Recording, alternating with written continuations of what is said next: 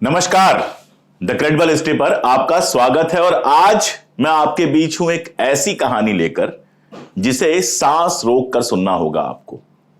एक ऐसी कहानी जिसमें विज्ञान है, जिसमें जासूसी है, जिसमें धोखा है, क्या नहीं है, सब कुछ ऐसा है जिस पर एक अच्छी फिल्म बन सकती है। और यह कहानी जुड़ी हुई है हमारे इसरो से, जिसने अभी चंद्रयान 3 भेजकर हम सब भारतीयों का सर गर्व से ऊंचा कर दिया है।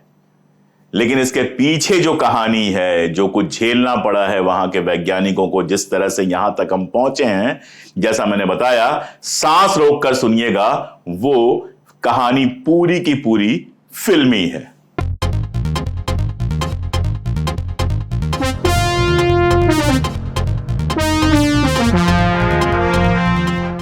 असल में भारत में जो स्कोपार बनने के बाद नेहरू जी के समय में स्कोपार बनता है, और आप जानते हैं डॉक्टर होमी जहांगीर भाभा और डॉक्टर विक्रम साराभाई बहुत ज्यादा इस बात को लेके इंटरेस्टेड थे कि भारत में स्पेस रिसर्च का काम हो। ये सारी चीजें आप जानते हैं, ये सब ज्ञान तो मैं देता ही रहता हूं, तो ये सब ज्ञान आज मैं नहीं दूंगा। इन सब के लिए भारत का जो सबसे करीबी दोस्त था, जिससे टेक्नोलॉजी और बाकी सारी चीजें मिलती थी, वो था यूएसएसआर। जी, मैं रशिया नहीं कह रहा हूं, रूस नहीं कह रहा हूं, यूएसएसआर कह रहा हूं। अब आप जानते हैं कि 25 दिसंबर 1991 यानी 25 ऑफ दिसंबर 1991 को रशिया, यूएसएसआर बिखर गया। जो union of Soviet socialist republics था वो बिखर गया, टूट गया और कमजोर हो गया। उसके पहले कहते थे कि दुनिया में दो ध्रुव हैं, एक तरफ यूएसए है, यूनाइटेड स्टेट्स ऑफ अमेरिका, और दूसरी तरफ यूएसएसआर है। दोनों की ताकत बराबर मानी जाती थी। लेकिन जब रशिया एक बार बिखर गया तो उस बिखरने के बाद रशिया की ताकत जो है वो कम हो गई। अब रशिया की ताकत जब कम हो गई तो आप समझ सकते हैं कि हम उसके साथ लगातार सहयोग में थे रॉकेट टेक्नोलॉजी हासिल करने के लिए, तो हमें भी थोड़ी सी परेशानी हुई। कहानी यहीं से शुरू होती है। 18 जनवरी 1991, 18 जनवरी 1991 को इसरो ने, जो रशिया की स्पेस एजेंसी थी ग्लाउकोस्मास, उसके साथ टेक्नोलॉजी ट्रांसफर का एक एग्रीमेंट किया था। इसमें भारत को क्रायोजेनिक इंजन भी मिलने थे, और क्रायोजेनिक इंजन वो इंजन थे जो बड़े रॉकेट्स को उड़ने में मदद करते, और सिर्फ उसको उड़ने में मदद नहीं करते, अमेरिका जो टेक्नोलॉजी यूज कर रहा था उससे वो बेहद सस्ते थे। ये समझौता हुआ, मैंने आपको बताया, रशिया के साथ 18 जनवरी 1991 को। लेकिन जो बिग बॉस है दुनिया का, अमेरिका, वो इसको बहुत गौर से देख रहा था और वो कतई नहीं चाहता था कि भारत के पास ये टेक्नोलॉजी आए। आप जानते हैं कि अग्नि का सफल परीक्षण, जो एक बैलिस्टिक मिसाइल थी, वो हम पहले ही कर चुके थे। तो यूएसए को ये शक था कि रूस और भारत के बीच में अगर टेक्नोलॉजी ट्रांसफर सफल तरीके से हो जाता है तो भारत रॉकेट की फील्ड में एक सुपर पावर बन जाएगा और सैटेलाइट आराम से लॉन्च कर पाएगा। दरअसल भारत उस समय इकलौता विकासशील देश था जिसके पास इस तरह की टेक्नोलॉजी थी, जो इस तरह की फील्ड में, स्पेस रिसर्च की फील्ड में इतना ज्यादा मेहनत कर रहा था। और अमेरिका बिल्कुल नहीं चाहता था कि भारत का यह प्रोग्राम जो है वो सफल हो। थोड़ा सा मैं आपको क्रायोजेनिक इंजन के बारे में बता दूं। दरअसल रॉकेट को लिफ्ट करने के लिए और उड़ाने के लिए अलग अलग तरह के फ्यूल यूज होते हैं। जैसे हम और आप स्कूटर चलाते हैं, मोटरसाइकिल चलाते हैं, कार चलाते हैं, किसी में डीजल पड़ता है, किसी में पेट्रोल पड़ता है, सीएनजी पड़ता है। इसी तरह से जो रॉकेट फ्लाई करता है उसको भी अलग अलग टाइप के फ्यूल जो है उसके सहारे चलाया जाता है। अब ये फ्यूल जो है उसी के हिसाब से इंजन डिसाइड होता है। इंडिया जो है, भारत, वो सॉलिड प्रोपेलेंट फ्यूल यूज कर रहा था, जिसमें हैवी फ्यूल टैंक चाहिए और बहुत सारा फ्यूल चाहिए, जिसकी वजह से कास्ट भी बहुत हाई थी और ट्रेवल डिस्टेंस जो है, जो यात्रा की दूरी है, वो कम हो जाती थी क्योंकि इंजन अपने आप में बहुत भारी हो जाता था। तो भारत लगातार ऐसे किसी फ्यूल की, ऐसे किसी ईंधन की खोज कर रहा था जो वजन में कम हो और एनर्जी एफिशिएंट हो, कम एनर्जी खाता हो। और इस मामले में भारतीय वैज्ञानिकों की नजर जहां टिकी हुई थी वो थी क्रायोजेनिक इंजन में। क्रायोजेनिक इंजन में क्या करते हैं कि हाइड्रोजन और ऑक्सीजन को लिक्विड फॉर्म में यूज करते हैं हाई प्रेशर पे, जिससे कि यह बहुत हल्का हो जाता है और बड़े से बड़े भारी से भारी रॉकेट को लिफ्ट कर सकता है, उड़ा सकता है। ये जो खोज थी हमारी, ये 1984 से शुरू हो चुकी थी। और मैं आपको बताऊं कि गणानिधि नाम के एक वैज्ञानिक थे जिन्होंने इस दिशा में काम करना शुरू किया था। और जब उन्होंने शुरू किया था तो उनको यह भी नहीं मालूम था कि लिक्विड ऑक्सीजन या लिक्विड हाइड्रोजन कहां से आएगा, उसका यूज तो छोड़ दीजिए। उसके लिए एक जर्मन वैज्ञानिक से उन्होंने संपर्क किया। जर्मन वैज्ञानिक ने भारत पहले तो आने से ही मना कर दिया कि भाई भारत में तो सड़कों पे सांप चलते हैं, सड़कों पे हाथी चलते हैं, तो मैं आऊंगा नहीं। बड़ी मुश्किल से माने, और जब बड़ी मुश्किल से माने तो जर्मनी से वो किसी तरह से बॉम्बे आए। बॉम्बे में मीटिंग हुई और वहां से लगातार कोशिश शुरू हुई कि हमारा क्रायोजेनिक इंजन बने। जो पहला प्रयोग किया गया, वो प्रोटोटाइप जो हमारा इंजन बना शुरुआती, वो 1988 में बना। लेकिन टेस्ट के समय ही ये उड़ गया, ये नहीं चल पाया। हुआ क्या था कि लिक्विड नाइट्रोजन को यूज किया गया था नोजल को साफ करने के लिए, और इन लोगों को पता नहीं था कि उस टेम्परेचर पर जिस पर लिक्विड ऑक्सीजन ऑपरेट करता है, उस पर लिक्विड नाइट्रोजन सॉलिड हो जाता है और जो नोजल होती है उसको बंद कर देता है। तो ये कहानी की किस तरह से हम कोशिश कर रहे थे लगातार कि हमारा क्रायोजेनिक इंजन बन जाए, हम स्पेस रिसर्च में रॉकेट उड़ा सकने की क्षमता हासिल कर सकें। और मैंने पहले ही आपको बताया कि अमेरिका की नजर लगातार थी कि ऐसा ना कर पाए। जब तक यूएसएसआर था तब तक तो यूएसएसआर भी बहुत मजबूत था, तो कुछ खास अमेरिका कर नहीं पाता था। लेकिन यूएसएसआर जब टूट गया, रशिया बन गया, कमजोर हो गया, तब अमेरिका ने अपना खेल खेलना शुरू किया। और यह खेल बेहद भयानक है, इसको आराम से सुनिएगा। भारत जो है वो रॉकेट लॉन्च सैटेलाइट के लिए सबसे पहले जापान से बात कर रहा था, लेकिन जापान से बात बनी नहीं। उसके बाद जनरल डायनामिक्स कॉरपोरेशन जो अमेरिका का है, उसने भारत से कहा कि आप हमसे इंजन खरीद लीजिए। लेकिन कास्ट जो थी वो बहुत ज्यादा थी, तो वहां भी संभव नहीं हुआ। उसी समय सोवियत यूनियन, जो तभी यूएसएसआर था अभी, उसने 2 इंजन देने की बात की और साथ में टेक्नोलॉजी ट्रांसफर की भी बात की, और उसका प्राइस बहुत कम था। जो अमेरिकन प्राइस था उसके आधे से भी कम था। और जो रशियंस दे रहे थे हमको, उसमें सीक्रेट इंजन था। उसके अलावा जो है पूरी की पूरी टेक्नोलॉजी थी जिससे आगे इंजन हम खुद ही बना सके।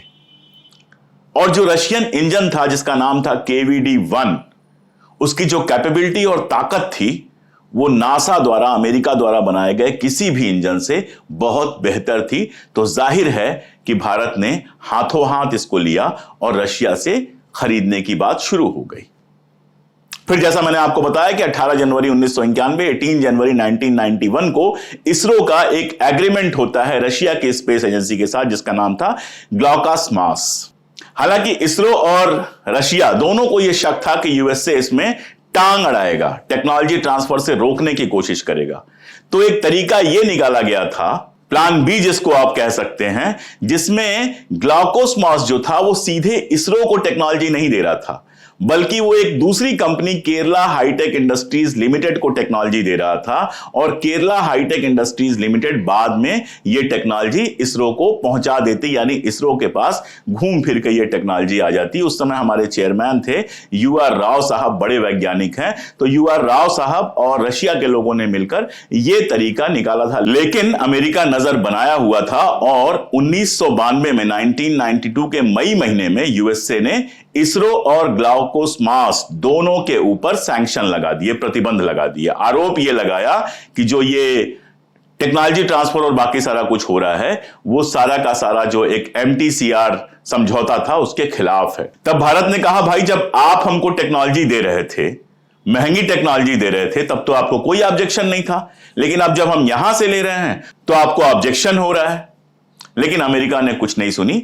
अमेरिका जो था वो अपनी बात पे बजिद था। उसने रशिया के ऊपर और इंडिया के ऊपर, दोनों के ऊपर प्रतिबंध लगा दिया।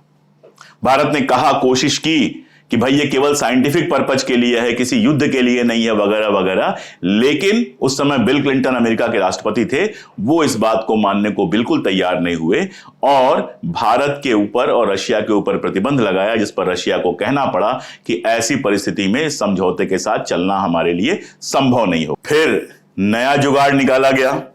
कुछ रास्ता निकालने की बात चली और जनवरी 1994 में रशिया और भारत ने फिर एक एग्रीमेंट किया जिसमें मॉस्को यानी रशिया इस बात पे सहमत हुआ कि 3 इंजन आपको दिए जाएंगे जो पूरी तरह से असेंबल्ड होंगे, टेक्नोलॉजी नहीं दी जाएगी। बाद में 7 इंजनों की सहमति बन गई। KVD-1 इंजन जो था उसकी 7 इंजन आपको दिए जाएंगे उसके, लेकिन साथ में टेक्नोलॉजी आपको नहीं दिया जाएगा। और साथ में एक क्लॉज जोड़ा गया कि भारत जो है उसको केवल शांतिपूर्ण उद्देश्यों से उसका उपयोग करेगा और ना तो उसको एक्सपोर्ट कर सकता है और ना ही उसको उसमें कोई काम कर सकता है, उसको मॉडर्नाइज कर सकता है। लेकिन यह तो बाहर से दिख रहा था, अंदर अंदर ग्लाकोमास के वैज्ञानिकों और इसरो के बीच में एक और समझौता हुआ था जो कहीं लिखा हुआ नहीं था, और यह समझौता बड़ा मजेदार था।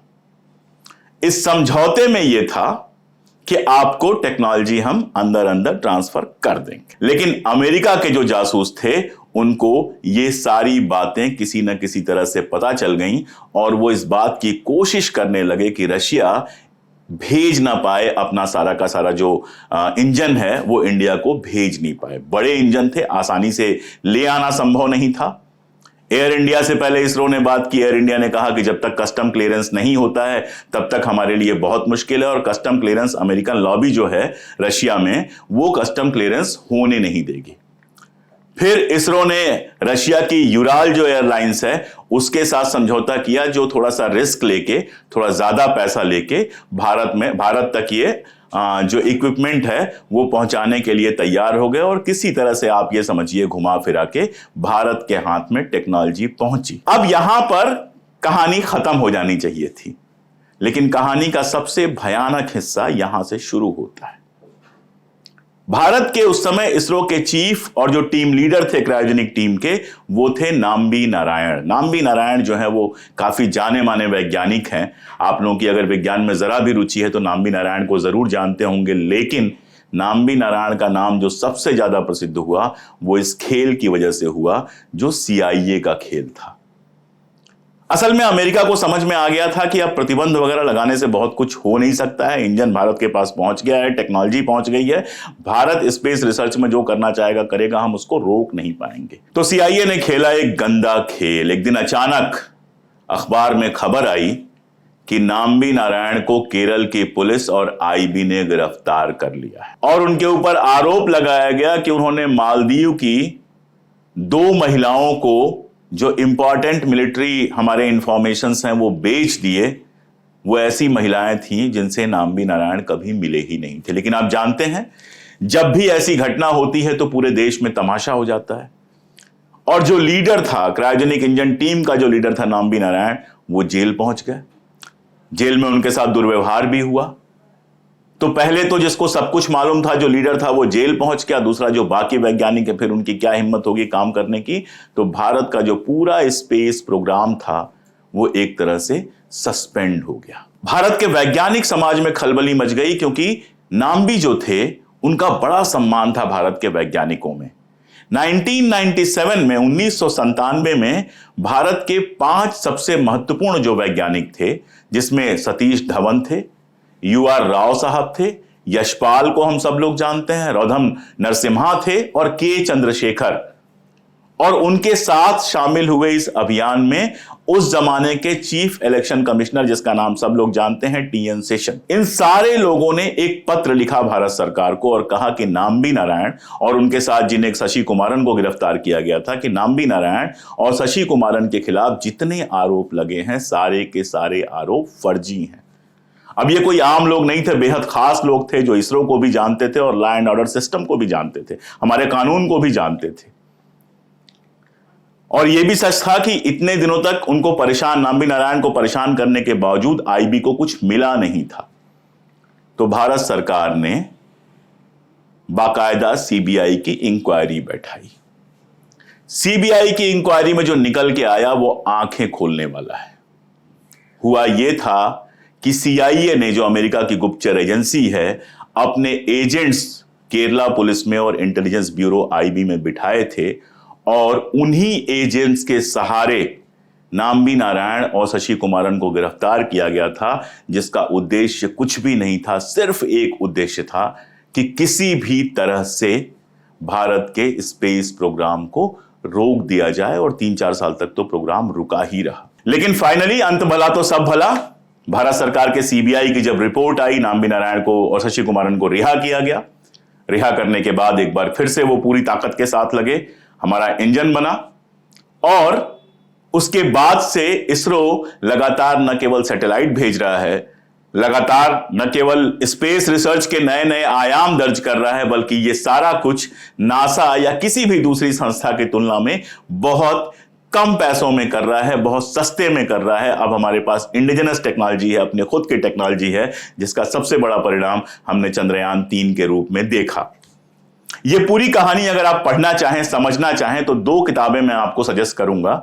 एक किताब है राजशेखरन नायर की, और दूसरी किताब है ब्रायन हार्वी की किताब Russia in space the failed frontier. इन 2 किताबों और उस जमाने की रिपोर्ट्स को आप पढ़ेंगे तो ये पूरी की पूरी बात आपको समझ में आएगी कि किस तरह से अमेरिका और CIA ने अपनी पूरी कोशिश, जिसको हम कहते हैं साम दाम दंड भेद, सारी कोशिश लगा दी थी कि इसरो का कामकाज रुक जाए, क्रायोजेनिक इंजन ना बन पाए, और भारत का जो स्पेस रिसर्च का पूरा प्रोग्राम है वो पूरा का पूरा प्रोग्राम बंद हो जाए।